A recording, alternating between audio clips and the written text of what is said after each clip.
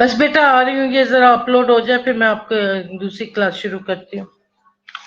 आप लोग अटेंडेंस के लिए अपनी पूरी नहीं लगाते हो, ठीक है, ये बड़ी गलत बात है।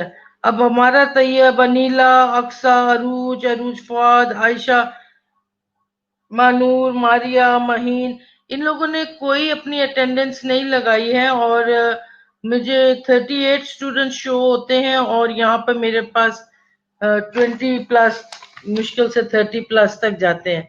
तो ये बेटा ठीक नहीं है, जो लोग आ जाते हैं अपनी अटेंडेंस लगाएं।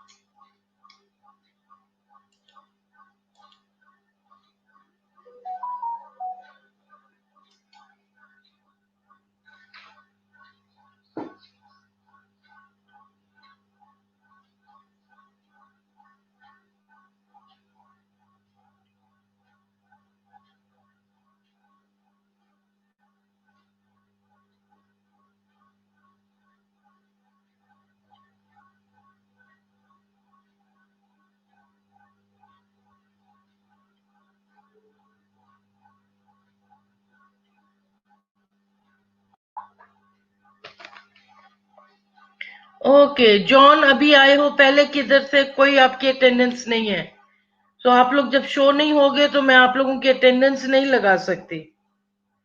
आ तो आप लोग जाते हो लेकिन आप लोग अपनी अटेंडेंस नहीं लगवाते हो। अब यहाँ पर आपकी प्रीवियस क्लास में कोई अटेंडेंस नहीं लगी हुई। Okay now stop, let's start our topic. हमने आज पढ़ा सूडोसिस्ट, हमने पढ़ा पैंक्रियाटिक कैप्सूल्स, ठीक है। अब हमारी जो टाइम है उसमें हम देखेंगे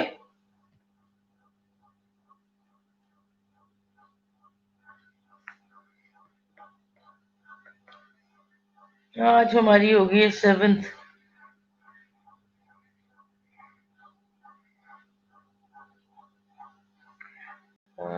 9 to 10, 10 to 11।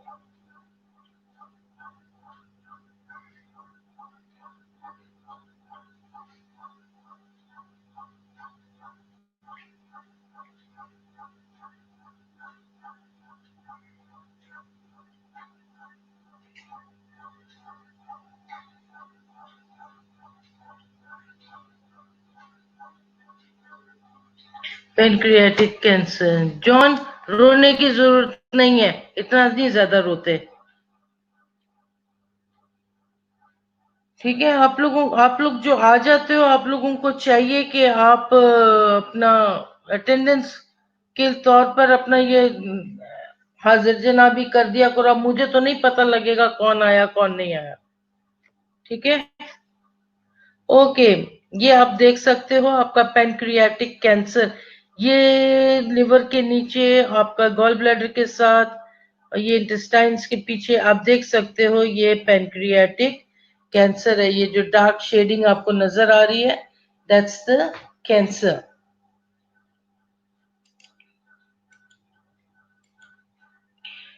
Pancreatic cancer is caused by abnormal and uncontrolled growth of cells in the pancreas, a large gland that's part of the digestive system. ठीक है? Cancer may develop in the head, body, or tail of the pancreas. It is very rare because the age of 45 years and most patient presents in or beyond the 6th decade of life. अरे मेरा पाँव ठीक हो गया। सो pancreatic cancer उसने बताया कि क्या हो रहा है कि it is caused by uncontrolled या abnormal and uncontrolled growth of cells. अब ये ग्रोथ ऑफ सेल्स की अपनी मर्जी है, कहीं भी निकल आते हैं, ठीक है। और जब ये फैलना शुरू करते हैं तो ये क्या करते हैं, आपके जो लार्ज ग्लैंड है, जो कि एक डाइजेस्टिव का हिस्सा है। अब आपको ये मैं पिछली जो स्टार्टिंग तस्वीर दिखाऊं, इसमें आप देख सकते हो कि ये कैसे इसके साथ जुड़ा हुआ है, ठीक है। सो ये जो है इनके साथ ये ग्रोथ जो है, ये नॉर्मल सेल्स की, ये क्या करती है, ये आपकी किसी भी हिस्से के साथ हो सकती है। ये कैंसर आपके पेनक्रियास के हेड, बॉडी या टेल में भी हो सकता है, डेवलप हो सकता है। It is very rare before the age of 45। 45 यानी कि 40, 44, 43, 42, 41 वगैरह, नीचे की एज की तरफ चले जाओ तो वहां पर बहुत रेयर है कि कैंसर हो। लेकिन ये 45 से जो ज्यादा होते हैं बियॉन्ड, वो जो है उनको ये कैंसर होने के चांसेस ज्यादा हो जाते हैं, ठीक है। ये आपके पास एक हेल्दी कैंसर, ये क्या कहते हैं, पेनक्रियास है, ये आपके पास ड्यूडेनम है, ठीक है।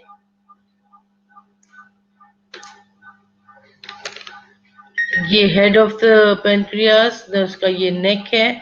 और ये जो जो छोटा सा हिस्सा है, टेल है, बॉडी सेंटर में है, राइट। तो ट्यूमर जो है आप देख सकते हो कि ये आपके नेक के साइड पर है, आपके टेल के ऊपर है, यहाँ पे ट्यूमर बन जाता है। और ट्यूमर छोटा सा होता है, वैसे तो पता नहीं लगता, नहीं लगता। जब बड़ा हो जाता है ट्यूमर तो फिर पता लगता है ये तो कैंसरस हो गया है, जब उसके साइन सिम्टम्स शो होने शुरू होते हैं। ये अब कहता है कि ट्यूमर जो है that originate in the head of the pancreas are most common and obstruct the common bile duct।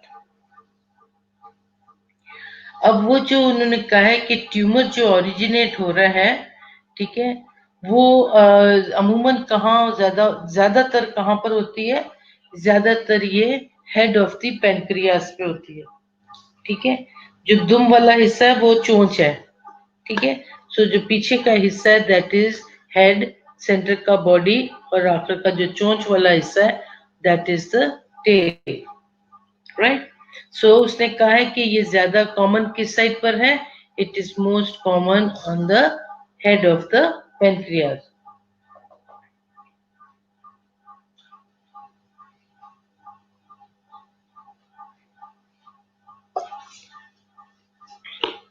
अब वो नेक्स्ट बात करता है, अब वो कहता है कि जो ऑब्स्ट्रक्ट कर देता है, और ये जो ट्यूमर है ये बाइल डक्ट को क्या कर देता है, ऑब्स्ट्रक्ट कर देता है। हमने देखा कि जो बाइल डक्ट जो पीछे से आ रही है वो यहीं से होती हुई आपके क्या कहते हैं, स्टमक से ड्यूडिनम में आ जाती है, ठीक है। तो ये जो ये इसका जो कनेक्शन आ रहा है, ये जब हेड ऑफ द पेनक्रियास पे ट्यूमर निकला है, तो वो ट्यूमर जो है वो जैसे जैसे बड़ा हो रहा है, ये क्या कर रहा है, धक्का मार के बाइल डक्ट को तंग कर रहा है, ठीक है, ऑब्स्ट्रक्ट कर रहा है। फंक्शनिंग आइल्स आइलेट, क्या पढ़ते हैं उसको, इसलिए islet of cell tumor are responsible for the syndrome of hyperinsulinism, particularly in islet cells of tumor, islet cell tumors, ठीक है। तो इसने कहा कि ये जो ये इनका जो सिक्रीशन शुरू हो जाती है, इंसुलिन, पेनक्रियास इंसुलिन प्रोड्यूस कर रहा है, तो ये उसकी हाइपर सिक्रीशन शुरू हो जाती है, क्योंकि वो ट्यूमर जो है वो क्या कर रहा है, सारा रास्ता ब्लॉक कर रहा है, ठीक है। खासकर जो आइल्स ऑफ ये क्या है, सेल ट्यूमर है, उसको वो ज्यादा पर्टिकुलरली उसको वो तंग कर रहा है। ठीक है। Pancreatic carcinoma has a 5% survival rate at 5 years regardless of the stage of diseases at diagnosis। अमूमन क्या होता है कि पता नहीं लगता, और जो है लास्ट स्टेज में जाके डायग्नोस होता है, ये बिल्कुल भी पता नहीं लगता। ठीक है। और ये बहुत पेनफुल होता है।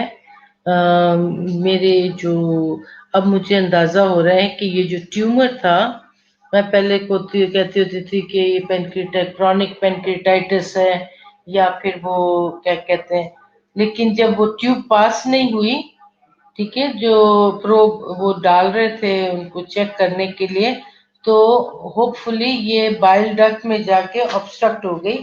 ऑब्स्ट्रक्शन की वजह से वो ट्यूब आगे पास नहीं हो रही थी, और उन्होंने उसको ज्यादा छेड़ा नहीं, वरना पता लग जाता कि ये कहाँ से ओरिजिनेट हो रही है। लेकिन क्या है कि जब प्रोब पास किया तो बाइल डक्ट में ऑब्स्ट्रक्शन थी। ठीक है। इसी ट्यूमर की वजह से तब पता लगा था कि चूंकि ट्यूब पास नहीं हो रही और ट्यूमर है वहां पे, हम उस ट्यूमर को छेड़ नहीं सकते, तो दैट वाज कार्सिनोमा। ठीक है। जो मेरे ससुर जी थे उनको कार्सिनोमा था, और अब पता लगा कि जो ट्यूमर था उसने वो प्रोब को आगे पास नहीं होने देने दिया। ठीक हो गया। उसके बाद है पेनक्रियाटिक कार्सिनोमा हैज 5% सर्वाइवल है, सिर्फ 5 years के लिए, and the stage diagnose as जो है सबसे आखिर में जाके पता लगता है कि क्या वजह बन रही है। हेयर। ठीक हो गया। आप देख सकते हो ये बाइल डक्ट है, ये पीछे शेडो नजर आ रहा है। ठीक है। ये जो बाइल गुजर रही है इसका शेडो आपको नजर आ रहा होगा, और ट्यूमर कहाँ जाके बैठ गया, इसी के ऊपर जाके बैठ गया। ये दैट इज पेनक्रियाटिक कैंसर। इतनी अच्छी तस्वीर है। ठीक है। ये दैट्स द पेनक्रियास का जहां लिखा हुआ है, दैट्स द टेल, सेंटर में उसका बॉडी है, and this is the head. अब जाके उसके हेड के ऊपर ये ट्यूमर बैठा हुआ है, और उसने पीछे से आने वाले डक्ट को क्या कर दिया है, ऑब्स्ट्रक्ट कर दिया है। तो जब प्रोब पास किया गया था, तो वो प्रोब यहाँ से जब अंदर आया तो यहाँ से आगे पास नहीं हुआ। ठीक है। यहाँ पे से जब पास नहीं हुआ तो इसको नहीं छेड़ा, क्योंकि वो इसको अगर ज्यादा छेड़ देते तो हो सकता है ये ब्लीडिंग शुरू कर देता, और कैंसर सेल सारा स्प्रेड हो जाता, पेशेंट जल्दी से मर जाता। पर चूंकि मेरे ससुर जी गए लास्ट स्टेज में थे, तो वो कुछ कर नहीं थे सकते, उन लोगों ने फोर्स नहीं किया और यहीं से ट्यूब वापस पीछे खींच लिया। This is a very good picture to understand. हमेशा डायग्राम सामने रखो तो आपको ज्यादा जल्दी समझ में आएगा। जो भी लेसन पढ़ रहे हो उस लेसन का डायग्राम सामने रखो, और उस डायग्राम को देखते हुए आप पढ़ना शुरू करो, तो आपकी अंडरस्टैंडिंग में ज्यादा इजाफा होगा। पैथो क्या कहती है इसकी? Pancreatic cancer occurs when cell in your pancreas develop mutation in their DNA. These mutations causes cell to grow controllably, and to continue living after normal cell would die. These accumulation cells can form a tumor। अब पता लगा tumour कैसे बन गया। ये क्या करते हैं, जाके और बैठ जाते हैं और बढ़ते चले जाते हैं, बढ़ते बढ़ते वो क्या करते हैं, जो आपके नॉर्मल सेल्स हैं उनको भी खा जाते हैं, और वहां बैठ के एक्यूमुलेट होके एक ट्यूमर बना लेते हैं। ठीक है। उनके अपना ट्यूमर बन गया।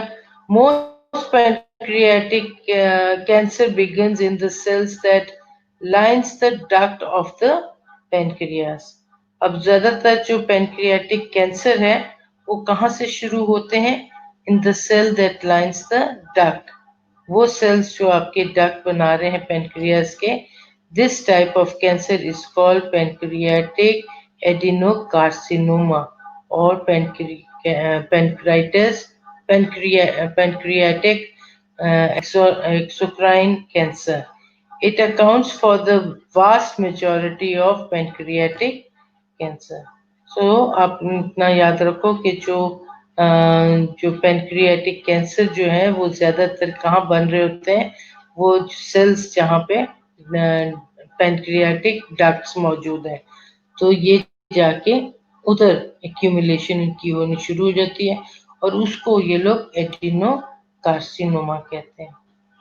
ठीक है, और ये इसकी जो वास्ट मेजॉरिटी है वो पेनक्रियाटिक कैंसर है। अब इसका रिस्क फैक्टर क्या बनता है? Risk factor include cigarette smoking, exposure to industrial chemicals or toxins in the environment, and the diet high in fat, meat, or both. समझ में आ गया? बहुत से लोग हैं जो खाना ही सब्जी वगैरह कुछ नहीं खाना, सवाई गोश्त के उन्होंने कुछ भी नहीं खाना, उनको हर वक्त गोश्त ही खाना है। ठीक है, तो हमने देखा कि किन ये रिस्क फैक्टर किन लोगों में होता है ज्यादा, उन लोगों में जो कि ज्यादा सिगरेट स्मोकिंग करते हैं, इंडस्ट्रियल केमिकल इंडस्ट्रीज जो बनी हुई है वहां पर काम करते हैं। ठीक है, बहुत कुछ इनहेल करते चले जाते हैं वो लोग वहां से, और फिर वो एरिया जो टॉक्सिन्स इन दी एनवायरमेंट, ये इनमें भी फैक्ट्रीज आ जाती हैं। फिर वो डाइट आ जाती है, डाइट जिसमें फैट और मीट या दोनों बहुत ज्यादा पाए जाते हैं। Pancreatic cancer is also associated with diabetes mellitus. ठीक है, अब जो आपका पेनक्रियास है वो खुद से तो इतना अच्छा काम नहीं कर रहा, हम बाहर से इंसुलिन ले लेके अपना गुजारा कर रहे हैं। ठीक है, लेकिन पेनक्रियास अपना इंसुलिन ठीक से नहीं बना रहा, सो डायबिटीज मेलाइटिस है, क्रोनिक पेनक्रियाटाइटिस है। हमने देखा था जो पेनक्रियाटाइटिस है बहुत सारी बीमारियों की वजह बनती है। ठीक हो गया?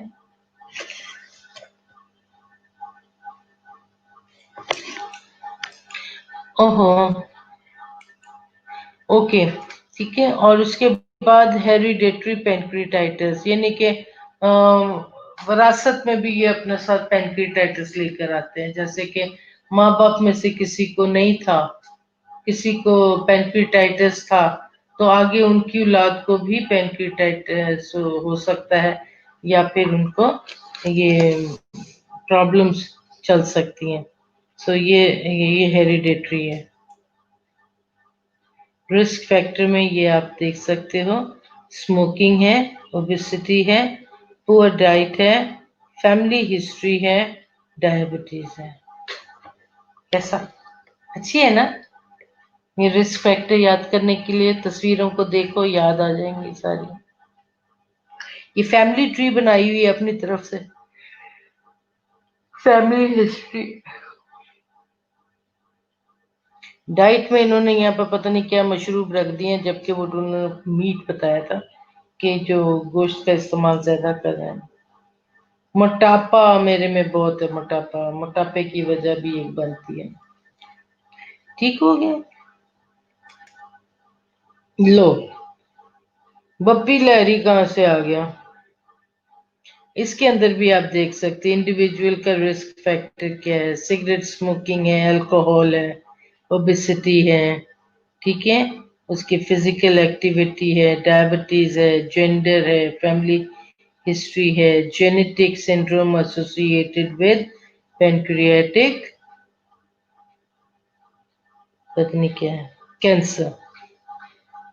ठीक हो गया?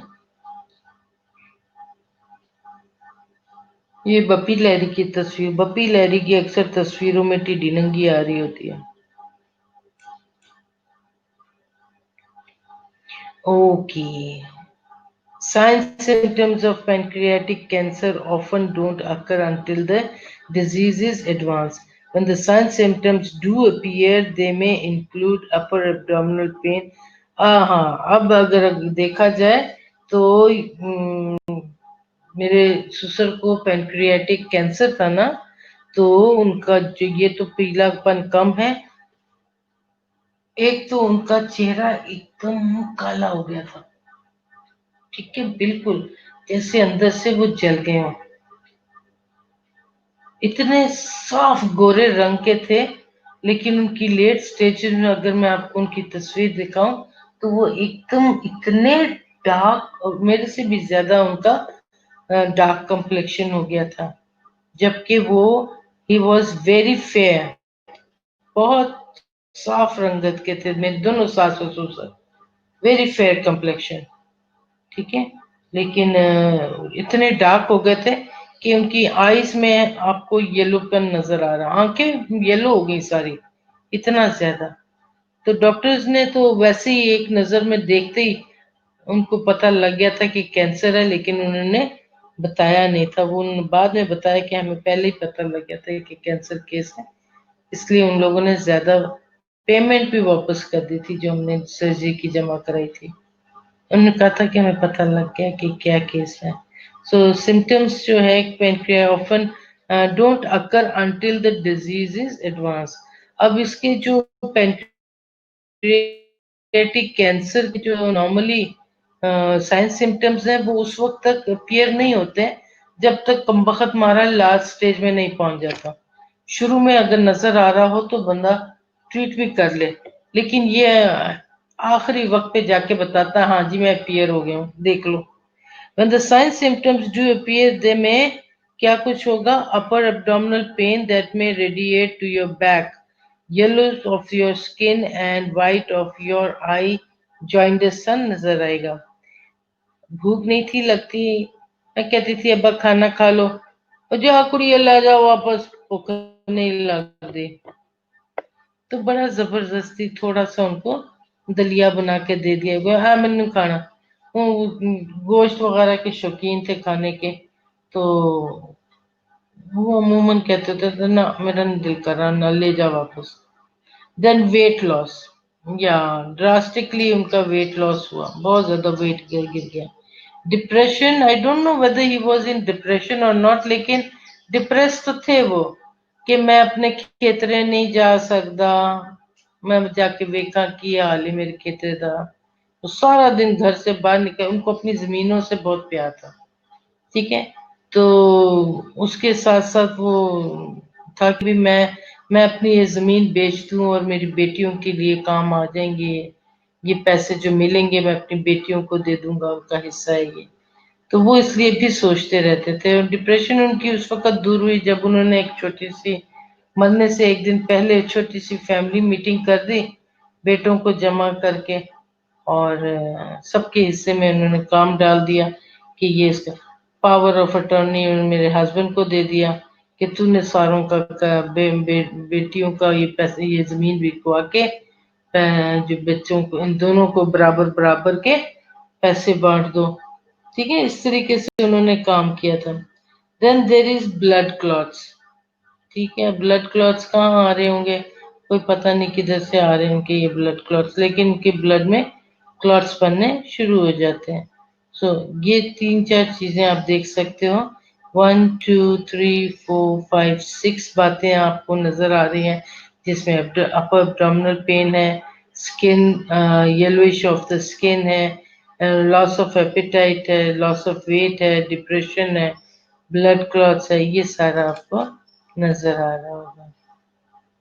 ये आ गया symptoms, loss of appetite, weight, fatigue, malaise, upper abdominal और बैक पेन किस तरीके से जा रहा है, तो ये आपको वो बताएंगे। असेसमेंट में क्या करोगे, spiral helical city is the most is more than 85% to 90% accurate in diagnosis and staging of the pancreatic cells in and is currently the most useful post-operative imaging technique. So ये spiral CT scan उन्होंने बताया कि ये spiral कौन सा कैसा होता है, जैसे ये आपके बालों को कर्ल कर दो तो ये स्पाइरल हो जाते हैं, ठीक है। स्पाइरल कैसे होते हैं, जैसे ये स्प्रिंग नहीं होते हैं, ये स्पाइरल होते हैं। तो उस किस्म का कोई सीटी स्कैन है जो ये लोग करते हैं, और वो कहते हैं कि ये बहुत यूजफुल रहता है प्री ऑपरेटिव इमेजिंग टेक्निक में। दूसरी चीज उन्होंने कही है कि एमआरआई करो। एमआरआई है, एंडोस्कोपिक, ये एआरसीपी है, ईयूएस है, ठीक हो गया, जीआई एक्सरे है, percutaneous fine needle biopsy, percutaneous ये पीटीसी, परक्यूटेनियस ट्रांस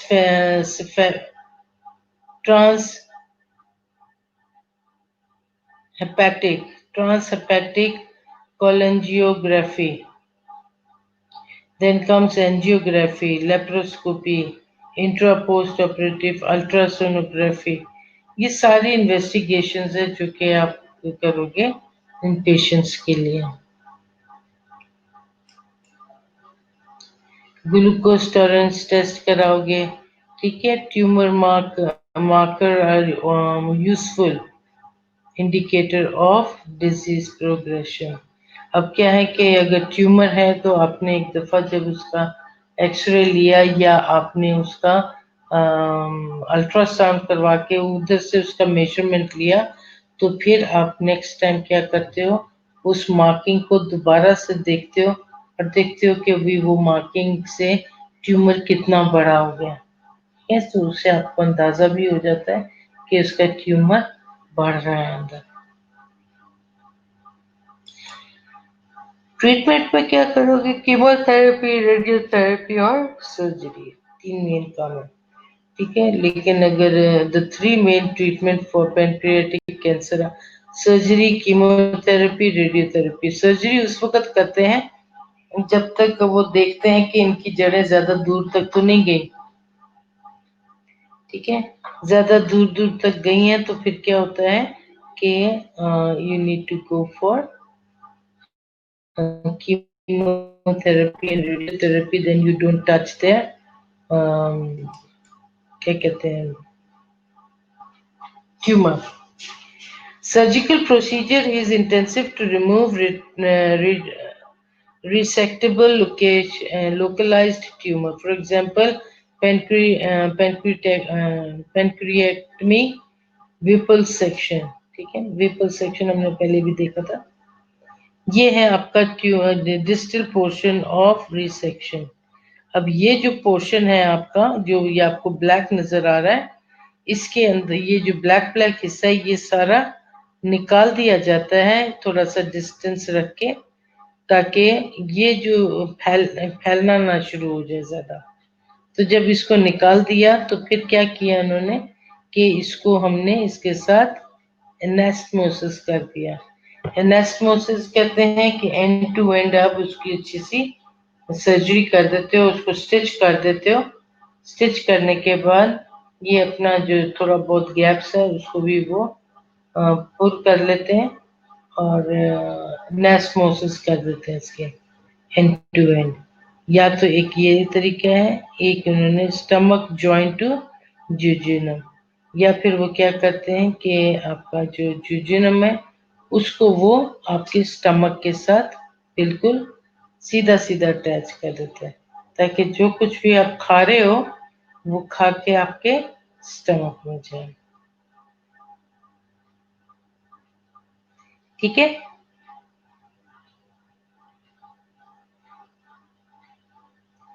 आप लोग इस तस्वीर को गौर से देखो और समझने की कोशिश करो कि कैसे उन्होंने स्टमक के हिस्से को इसके साथ जोड़ दिया है, और जो ट्यूमर हिस्सा है, कैंसरस हिस्सा है, उसको उन्होंने निकाल दिया क्योंकि बाकी हिस्से ठीक थे। अगर बाकी हिस्से भी थोड़े से इन्फेक्टेड होते तो डॉक्टर कभी भी ना छेड़ता, एक भी सेल अंदर ना रह जाए इसका, वरना मल्टीप्लाई होने शुरू हो जाता है। ये विपल प्रोसीजर सेम, जो आपको डॉट्स नजर आ रहे हैं, ये डॉट्स यहाँ से लेके यहाँ नीचे तक सारा उन्होंने निकाल फेंका। दिस इज द ट्यूमर जो बढ़ गया है। ये इसके पीछे, स्टमक के पीछे आपको पेनक्रियास नजर आ रहा है, ठीक है। सो उन्होंने क्या किया, स्टमक के इस हिस्से को निकाल दिया और इसको निकाल के आपके ये जो जुजुनम है उसके साथ ये जो दूसरा हिस्सा है उसके साथ पकड़ के उन्होंने इसको जोड़ दिया, राइट।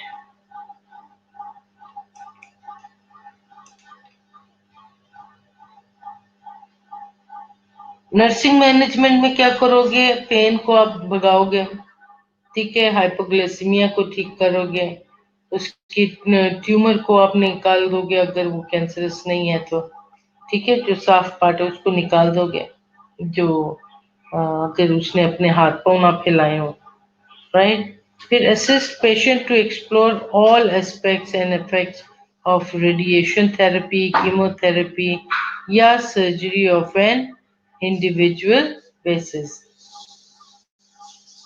प्रोवाइड स्किन केयर जरूरी है, measure to relieve pain and discomfort associated with jaundice, anorexia and profound weight loss.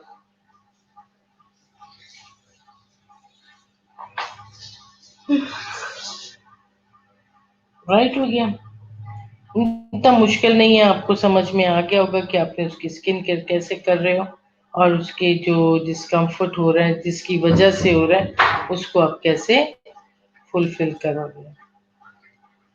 ठंडा पानी ये इधर देखो। हेलो, दूसरे दोनों चले गए हैं, ये इनका लिए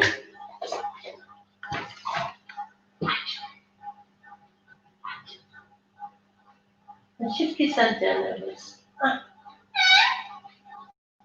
अटेंडेंस आई थी मेरे पास एक और वो अटेंडेंस खुश रहती है मेरे हस्बैंड के साथ, इसलिए वो उनके साथ चली गई। Okay, monitor patient post operative care. अब ये जो मॉनिटर पेशेंट पोस्ट ऑपरेटिवली है, ये भी बाज़ात एग्जाम्स में आ जाते हैं कि right the post operative care with the patient of ये पेनक्रिटेक्टमी, ठीक है। तो जिनकी पेनक्रियास निकाल दी जाती है या ट्यूमर निकाल दिया जाता है, उसके आप साइंस सिम्टम, बेटा आपके पास और भी सब्जेक्ट्स होंगे, उसके अंदर जहां भी आपके पास आती है ये pre and post operative care जरूर अच्छे से याद कर लो। थैंक यू, ठीक है। Pre and post operative care जो भी है उनको आप अच्छे से याद कर लेना। वाइटल साइंस आपने लेने हैं, एबीजीज का आपने चेक करना है, पल्स ऑक्सीमेट्री है, लेबोरेटरी वैल्यूज है, यूरिन आउटपुट है, ठीक है। आईवी ट्यूबिंग का इनटेक एंड आउटपुट दोनों साथ लिखो क्योंकि आईवी ड्रिप्स भी मिल रही हैं।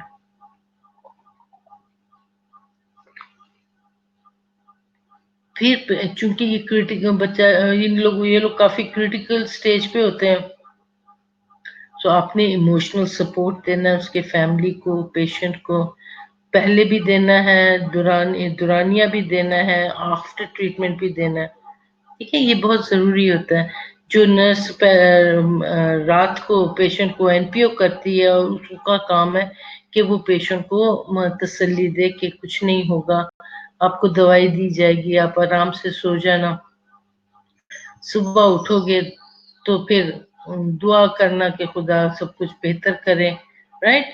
और फिर उसके बाद वो आपको कहेंगे कि क्या आप हमारे साथ ऑपरेशन थिएटर में जाएंगी, प्लीज आप साथ आना, ये वो, तो आप उस वक्त टेम्परेरी तौर पे ओके करो और उनके साथ जाओ।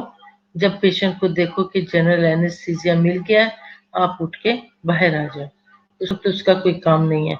अब जब पेशेंट पोस्ट ऑपरेटिवली यानी कि ऑपरेशन के बाद ऑपरेशन रूम से बाहर आता है, तो उस वक़्त ज़ाहिर है फिर आप उसको वहाँ पे भी मिल सकते हो। उससे पेशेंट की जो इमोशनल सपोर्ट है ना,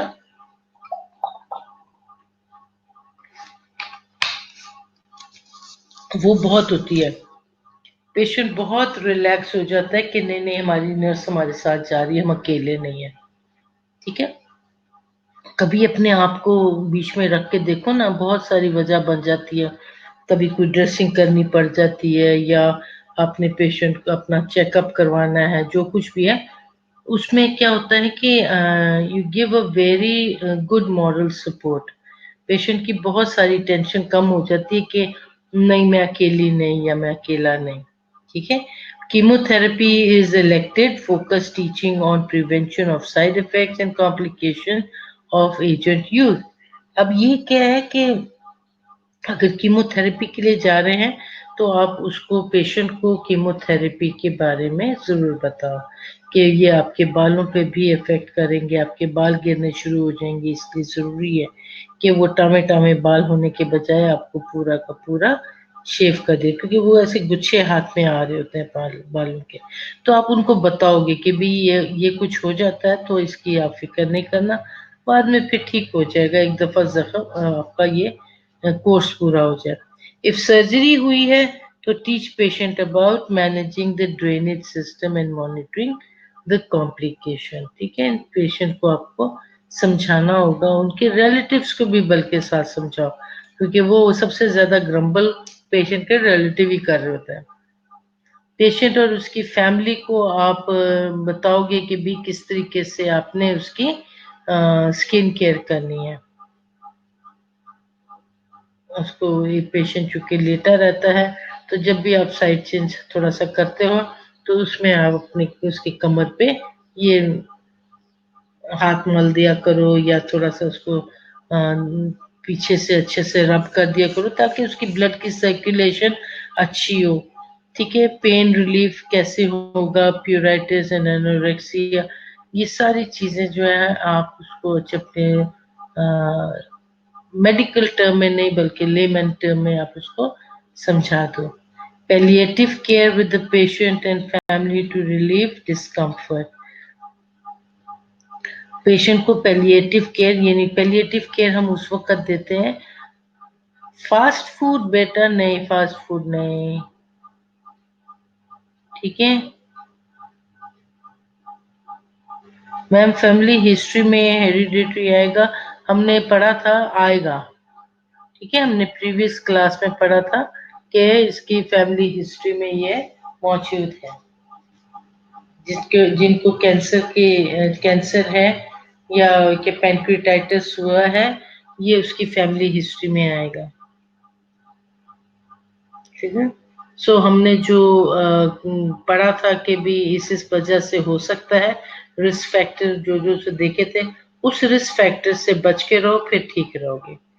कोई भी ट्रीटमेंट है, कोई भी डिजीज जो भी है, जो उसके रिस्क फैक्टर हैं उसको अवॉइड करो तो आप लोग ठीक रहोगे।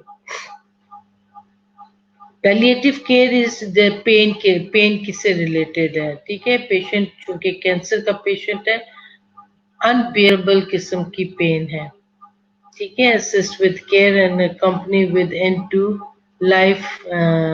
ऑफ लाइफ डिसीजन, यहाँ तक के भी अगर वो मरने वाला भी हो गया है तो you need to be there. I still remember मेरे जो ससुर हैं, उसने मुझे आखिरी वक्त में एक दिन पहले बेड पे बैठे हुए तो मुझे कहते हैं, उनीस तू बहुत चंगी है। मैंने कहा छोड़े अब्बा जी, इतने सालों के बाद आज आपको पता लगा कि मैं अच्छी हूँ, है ना? जो मेरे अगर शादी के 6 साल हो गए तो वो मुझे 6 साल के बाद अगर बता रहे हैं कि मैं अच्छी हूँ तो मैं कहती हूँ कि अब्बा जी छोड़े परे, आपने मुझे 6 साल के बाद आपको पता लगा कि मैं अच्छी हूँ। तो कहते हैं नहीं, सारा दिन तू घरों बाहर रहनी है। तो सारा दिन घर से बाहर रहती है और इस तरीके से उन्होंने वो जब बात करते थे तो आई स्टिल रिमेम्बर कि ये उनका आखिरी दिनों में ये टाइम था जब वो बातें करते थे। तो उनको कंफर्ट देना, पेशेंट को कंफर्ट देना, उनकी जो पेन है उसको रिलीव करना, वो आपके हिस्से में आता है। फैमिली को आप इंस्ट्रक्ट करोगे अबाउट द पेशेंट स्टेटस, जो भी कुछ है पेशेंट के साथ, be honest with relatives as well. कोई झूठी बात नहीं करना कि ठीक हो जाएगा ठीक हो जाएगा, और पेशेंट मर गया ना तो वो आपके गले पड़ जाएगा, आप ही ने कहा था ठीक हो जाएगा, ये तो मर भी गया। ठीक है, so always be honest with the patient जब आप उनको ट्रीट कर रहे हो। तो that's all for today, and I hope कि आपको समझ में आ गई।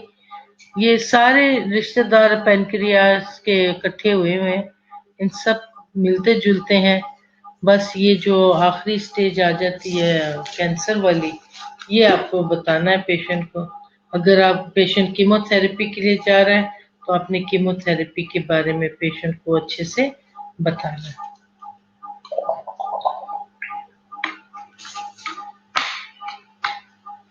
कि ये कुछ हो सकता है, आपको इस चीज से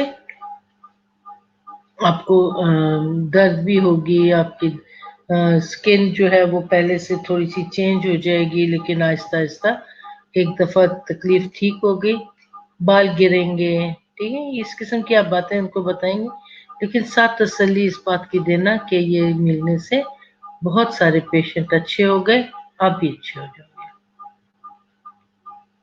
डन हो गया।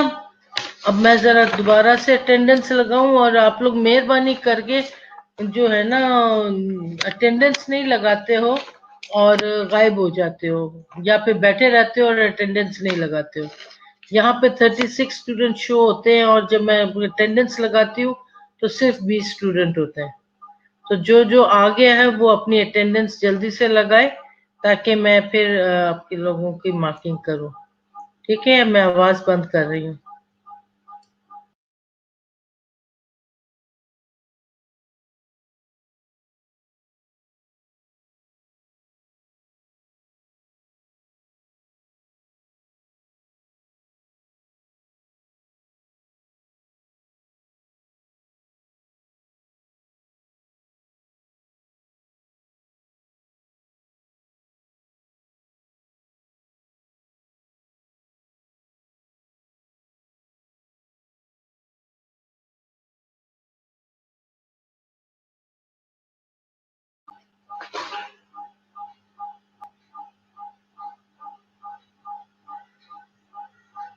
फैसल, फजूल बातें नहीं पूछते, काम से रिलेटेड बातें पूछते हैं।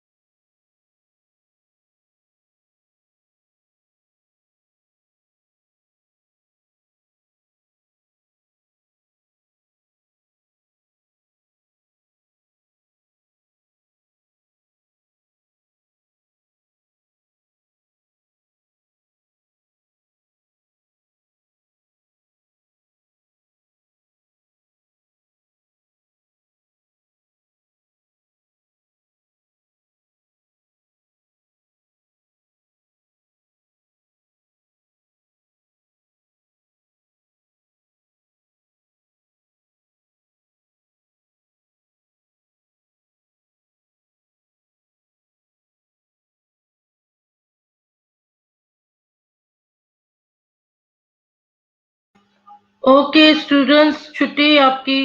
अभी मैं ये सेंड कर दूंगी। ठीक है, तो आप अपना पढ़ लेना फिर। ओके।